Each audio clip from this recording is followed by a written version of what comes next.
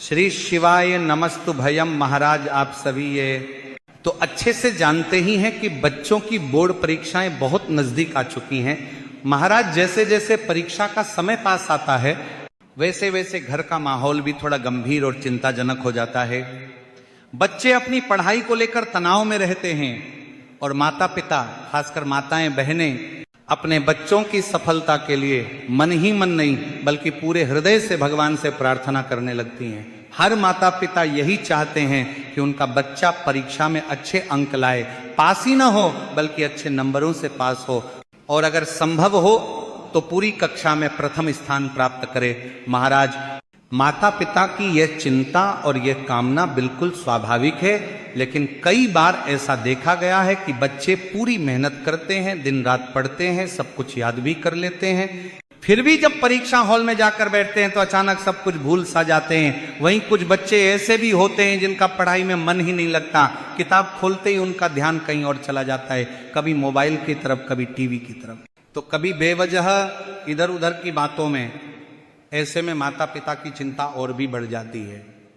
इन्हीं सब बातों को ध्यान में रखते हुए आज हम आपको कुछ ऐसे विशेष उपाय बताने वाले हैं जिन्हें सभी माताओं बहनों को अपने बच्चों के लिए विशेष रूप से करना चाहिए। महाराज ये उपाय खास तौर पर उन बच्चों के लिए बताए गए हैं जो बोर्ड परीक्षा देने वाले हैं, चाहे वो 5वीं कक्षा हो, 8वीं हो, 10वीं हो या 12वीं। ये उपाय सीबीएसई बोर्ड हो, राज्य बोर्ड हो या कोई और बोर्ड, हर तरह के छात्रों के लिए बताए गए हैं। लेकिन महाराज यहाँ एक बात बहुत जरूरी है और वही ये कि इन उपायों को आधा अधूरा नहीं करना है। अगर आप उपाय को ठीक से नहीं समझेंगे या बीच में छोड़ देंगे तो उसका पूरा फल नहीं मिलेगा। इसलिए महाराज जो भी माताएं बहनें और बच्चे ये वीडियो देख रहे हैं तो उनसे निवेदन है कि इस पूरे उपाय को ध्यान से समझें और यदि आपको ये जानकारी उचित लगे तो वीडियो को लाइक करें, चैनल को सब्सक्राइब करें और कमेंट में ये जरूर बताएं कि आप ये वीडियो कहाँ से देखा रहे हैं। महाराज ये कोई साधारण उपाय नहीं है। इन उपायों को करने के बाद बहुत से लोगों ने सकारात्मक परिणाम भी देखे हैं। महाराज जिन भक्तों ने पूरी श्रद्धा और विश्वास के साथ इन उपायों को किया है उन्हें इसका लाभ अवश्य मिला है। तो महाराज सबसे पहले हम उन बच्चों के बारे में बात करेंगे जिनकी समस्या थोड़ी अलग होती है। ऐसे बच्चे जो जानते हैं कि उनकी परीक्षाएं नज़दीक हैं, किताबें सामने रखी होती हैं, समय भी होता है, लेकिन फिर भी उनका मन पढ़ाई में नहीं लग पाता है। महाराज आज के समय में यह समस्या बहुत आम हो गई है। जैसे ही बच्चा किताब उठाता है उसका मन कहीं और भागने लगता है, कभी मोबाइल देखने का मन करता है, कभी टीवी, कभी दोस्तों से बातें करने का, तो कभी बिना वजह इधर उधर टहलने का। माता पिता बार बार समझाते हैं, डांटते भी हैं, लेकिन फिर भी बच्चा मन लगाकर पढ़ नहीं पाता। ऐसे में घर का माहौल भी तनावपूर्ण हो जाता है और बच्चे पर दबाव और बढ़ जाता है। तो महाराज ऐसे ही बच्चों के लिए एक विशेष उपाय है। ये उपाय खास तौर पर माताओं और बहनों के लिए बताया गया है ताकि वे अपने बच्चों की पढ़ाई में आ रही बाधाओं को दूर कर सकें। ये उपाय परीक्षा के दिन नहीं बल्कि परीक्षाओं से कुछ समय पहले करना होता है ताकि बच्चों का मन धीरे धीरे पढ़ाई की ओर लगने लगे। और महाराज इस उपाय को करने के बाद माता पिता को बार बार बच्चे को पढ़ने के लिए कहना नहीं पड़ेगा। बच्चा अपने आप किताब उठाएगा, अपने आप बैठकर पढ़ेगा और उसे यह एहसास भी होगा कि अब परीक्षाएं नज़दीक हैं और उसे तैयारी करनी है। अब महाराज इस उपाय को करने के लिए बहुत ज़्यादा सामग्री की आवश्यकता नहीं है। सबसे पहले आपको 1 लोटा जल लेना है।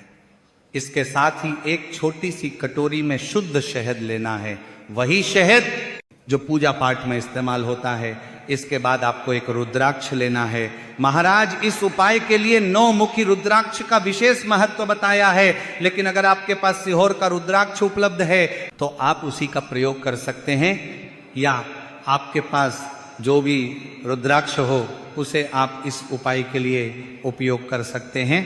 अब महाराज आपको क्या करना है ये ध्यान से समझिए। सबसे पहले उस कटोरी में शहद लें और उसके अंदर वह रुद्राक्ष डाल दें। ध्यान रहे कि रुद्राक्ष पूरी तरह से शहद में डूबा हुआ हो। इसके बाद सुबह सुबह भगवान शिव के मंदिर जाना है। यह उपाय आप किसी भी दिन कर सकते हैं और बच्चों की परीक्षा से पहले ही आपको ये उपाय करना है।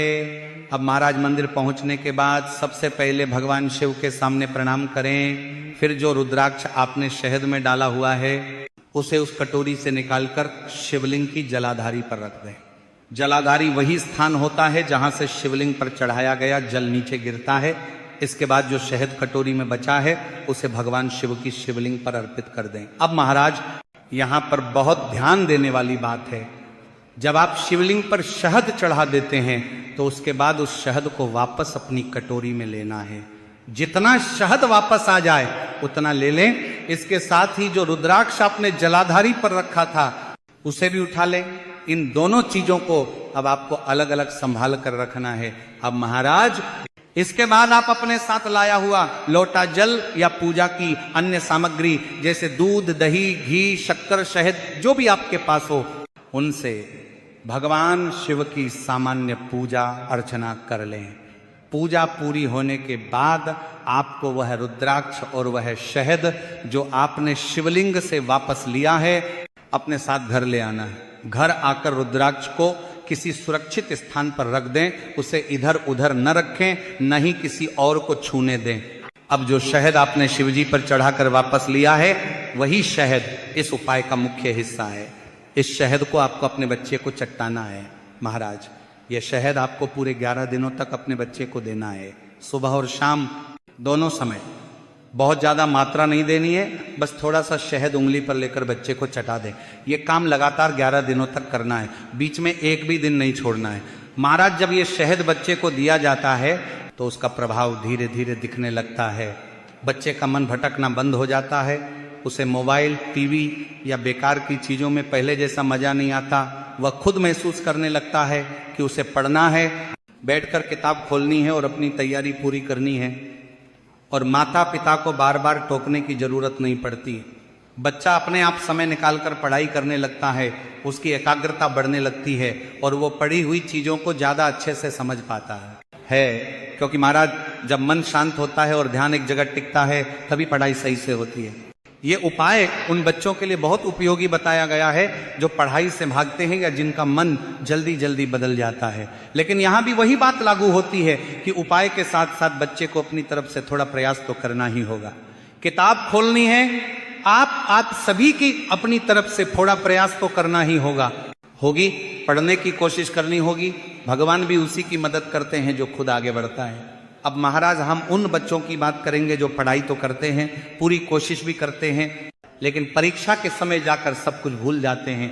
ऐसे बच्चों के लिए ये दूसरा उपाय बहुत ही विशेष है। ये उपाय भगवान शिव से जुड़ा हुआ है और इसे परीक्षा वाले दिन ही करना होता है। जिस दिन बच्चे का पेपर हो उसी दिन सुबह सुबह भगवान शिव के मंदिर जाकर ये उपाय करना होता है। महाराज यहाँ पर यह समझना बहुत जरूरी है कि ये उपाय कोई जादू नहीं है कि बच्चा बिना पढ़े ही पास हो जाए। महाराज पढ़ाई करना अपनी जगह जरूरी है, बच्चे को अपनी तरफ से जितनी हो सके उतनी मेहनत करनी ही होगी, लेकिन ये उपाय उस मेहनत को सही दिशा देता है, आत्मविश्वास बढ़ाता है और परीक्षा के समय मन को स्थिर रखता है। अब बात करते हैं इस उपाय की तैयारी की। चूंकि परीक्षा के दिन सुबह समय बहुत कम होता है, इसलिए इस उपाय की तैयारी एक दिन पहले ही कर लेनी चाहिए। आपको यह नहीं करना है कि परीक्षा वाले दिन सुबह उठकर भाग दौड़ शुरू कर दें, इससे मन और ज्यादा परेशान हो जाता है। महाराज इस उपाय में बहुत ज्यादा सामग्री की आवश्यकता नहीं है, केवल 2 चीजों की जरूरत होती है। पहली चीज है बेलपत्र और दूसरी चीज है शहद। बेलपत्र भगवान शिव को अत्यंत प्रिय है, ये तो आप सभी जानते ही हैं, लेकिन यहां इस बात का ध्यान रखना बहुत जरूरी है कि शहद शुद्ध होना चाहिए। ऐसा शहद जो पूजा पाठ में प्रयोग किया जाता है आप वही इस्तेमाल कर सकते हैं। अगर आपके घर में पहले से पूजा के लिए रखा हुआ शुद्ध शहद है तो वो भी इस्तेमाल किया जा सकता है। अब महाराज कई लोगों के मन में यह सवाल भी आ सकता है कि अगर किसी कारणवश बेलपत्र न मिले तो क्या करें, क्योंकि कई बार ऐसा होता है कि सुबह सुबह बेलपत्र ढूंढना मुश्किल हो जाता है। ऐसी स्थिति में एक ही उपाय है, आप भगवान शिव के मंदिर में जाकर शिवलिंग पर चढ़ा हुआ बेलपत्र ले सकते हैं, लेकिन ध्यान रहे उसे पहले स्वच्छ जल से धो लें और फिर उसका प्रयोग करें। तो महाराज एक बेलपत्र और थोड़ा सा शुद्ध शहद, बस इतनी ही सामग्री आपको अपने साथ रखनी है। अब परीक्षा वाले दिन सुबह आपको जल्दी उठकर भगवान शिव के मंदिर पहुंचना है। ज़्यादा समय नहीं लगेगा, पूरे उपाय में केवल 5 मिनट का समय लगता है।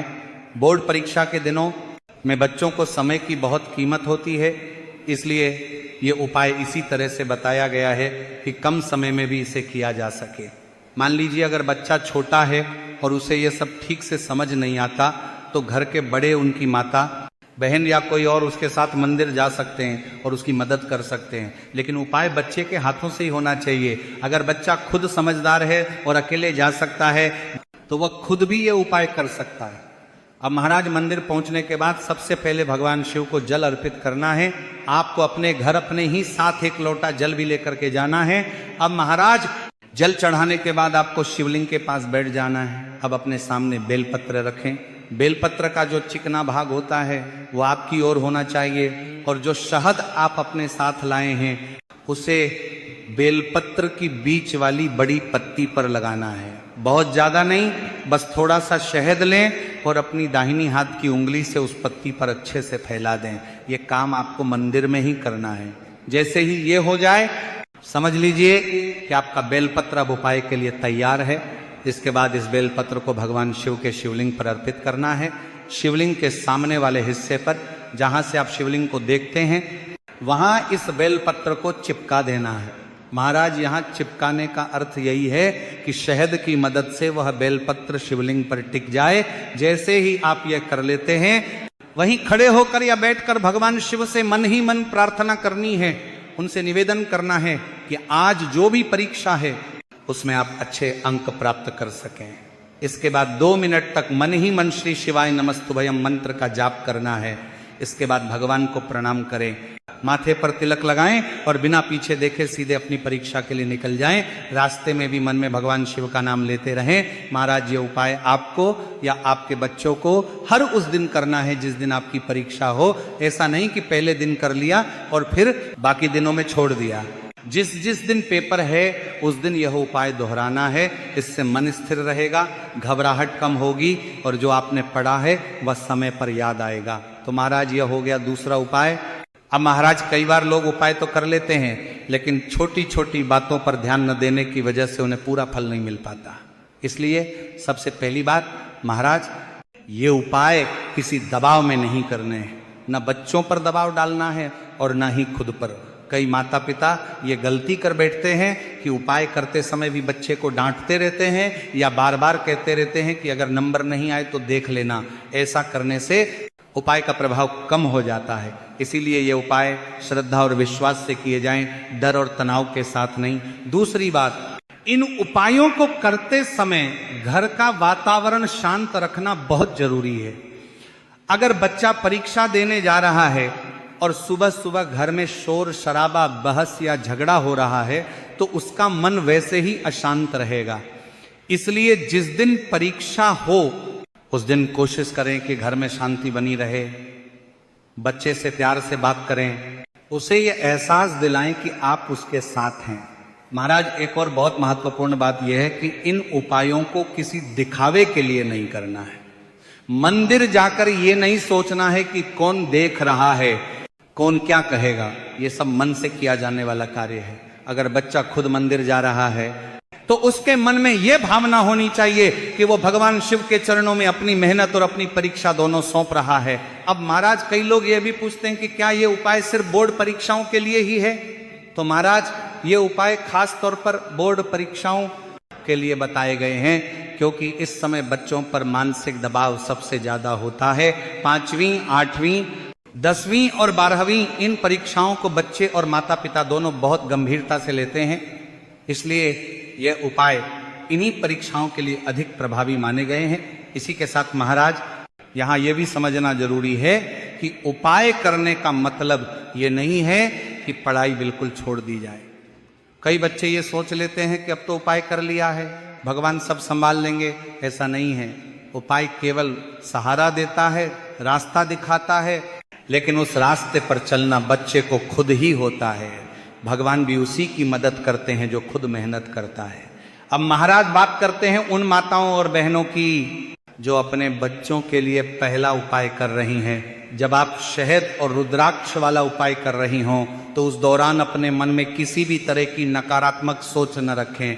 मन में यह विश्वास रखें कि आपका बच्चा ध्यान से पढ़ेगा, मन लगाकर पढ़ेगा और सफल होगा। कई बार माता पिता बाहर से कुछ नहीं कहते, लेकिन मन ही मन डर और चिंता पाल लेते हैं। ये चिंता भी बच्चे तक किसी न किसी रूप में पहुंच जाती है। अब महाराज एक और बात जो बहुत जरूरी है, परीक्षा के दिनों में बच्चों की दिनचर्या बहुत बिगड़ जाती है। कभी देर रात तक पढ़ना, कभी सुबह जल्दी उठना, कभी खाना ठीक से ना खाना। ऐसे में उपाय के साथ साथ यह भी जरूरी है कि बच्चे का खान पान और नींद सही रहे, क्योंकि अगर शरीर थका होगा तो मन भी थका रहेगा और थके हुए मन से पढ़ाई नहीं होती है। इसी के साथ महाराज इन उपायों को करने के बाद भी एक बात हमेशा याद रखें कि भगवान भी उसी की मदद करते हैं जो खुद अपनी मदद करता है। उपाय करने का मतलब ये नहीं है कि बच्चा पढ़ाई बिल्कुल न करे, बल्कि उपाय करने से बच्चे को पढ़ाई करने की शक्ति और प्रेरणा मिलती है। इसलिए उपाय के साथ साथ नियमित पढ़ाई, सही समय पर सोना, सही समय पर खाना और थोड़ी सी विश्राम, ये सब भी बहुत जरूरी हैं। इसीलिए जब ये उपाय श्रद्धा से किए जाते हैं और साथ में मेहनत भी होती है तो उसका फल अवश्य मिलता है। हो सकता है कि हर बच्चा टॉप न करे, लेकिन इतना जरूर होता है कि बच्चा अपनी क्षमता से बेहतर प्रदर्शन करता है और यही सबसे बड़ी सफलता होती है। तो महाराज अंत में बस भगवान शिव से यही प्रार्थना है कि वे सभी बच्चों को सद्बुद्धि दें, उन्हें शांत मन दें और उनकी मेहनत को सफल बनाएं। धन्यवाद।